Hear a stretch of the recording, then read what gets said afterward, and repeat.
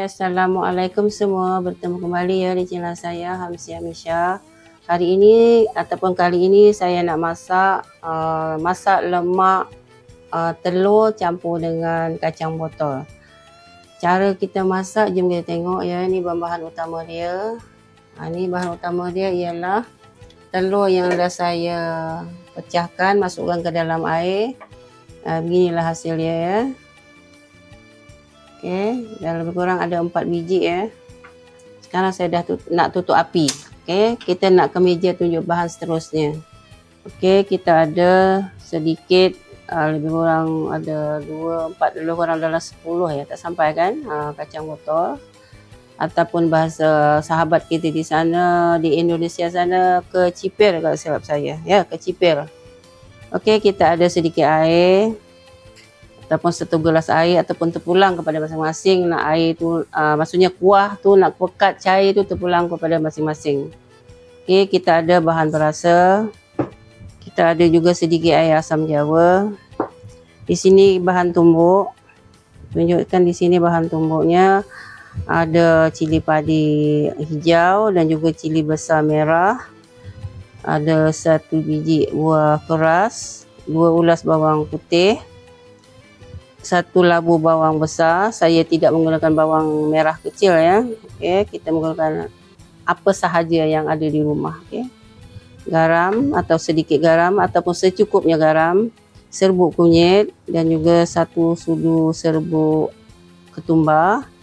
Kita juga ada daun kunyit sehelai lebih kurang. Ada 5 biji belimbing buluh. Dan ada 2 batang serai, setengah inci halia dan setengah inci lengkuas yang dah saya ketuk ataupun geprek. Dan juga kita memerlukan santan ya. Kita menggunakan santan kotak sahaja hari ini. Okey, sebelum kita memasak, kita nak hiris dulu kecipir kita. Okey, kita hiris kecipir kita, terpulang lah ya, nak hiris besar ke kecil ke panjang ke kontot ke, tu terpulang ya. Nah, ini cara saya ya. Kita nak makan sendiri, kita pun hiris cara sendirilah. Tapi kalau ada orang lain yang lebih hebat pada saya tu, ya silakan teruskan. Ini cara saya, cara biasa sahaja. Okey, kita dah hiris. Kita nak blender pula apa yang patut di blender tadi. Okey, kita nak blender. Okey, kita nak blender bawang putih, buah keras dan juga cili padi dan juga cili merah besar ya.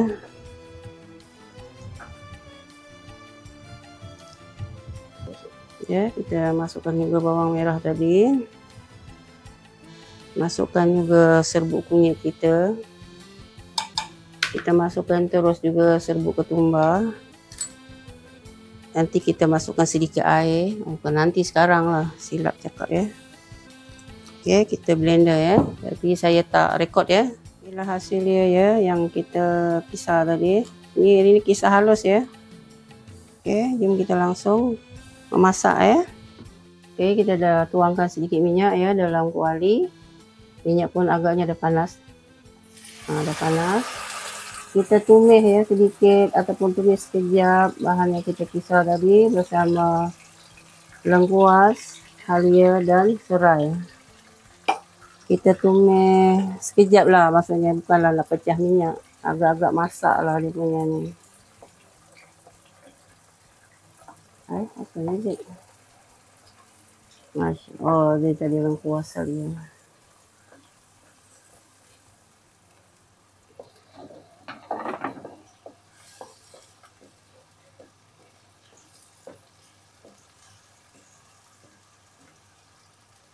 Sekejap lagi ya, kita jumpa lagi selepas ni. Bolehlah kita masukkan kacang kecipir kita. Kacau.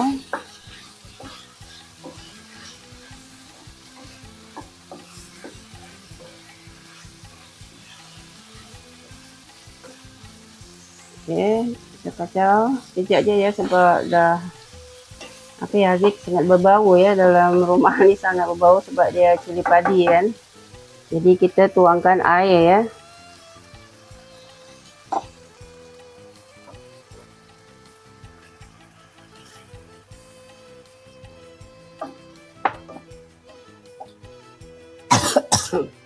Nah, kan dah terbatuk-batuk dah.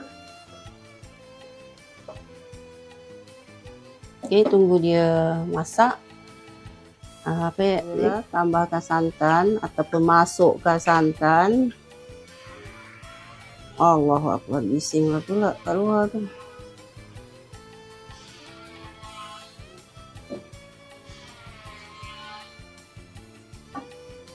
Nah, nampaknya kita cair ya. Maksudnya cair, kita kena tambahkan lagi satu. Ni satu, kita tambahkan lagi satu ya ni.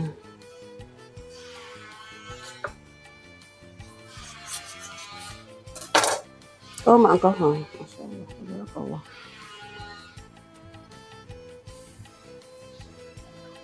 Kita masukkan daun kunyit, berimbang buluh, juga garam ya. Garam dan juga sedikit air asam jawa ya. Patut tadi lagi ya. Maaf ya, terlupa. Kemudian bila kita aduk dulu. Kemudian kita, sebab apa, kacang pun dah masak nampaknya. Okey, kita masukkan telur yang kita rebus tadi.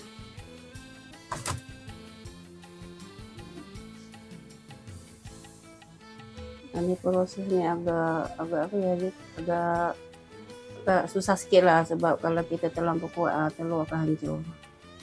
Jadi kena proses dia kena perlahan aja. Ini sebenarnya ni dah masak ya.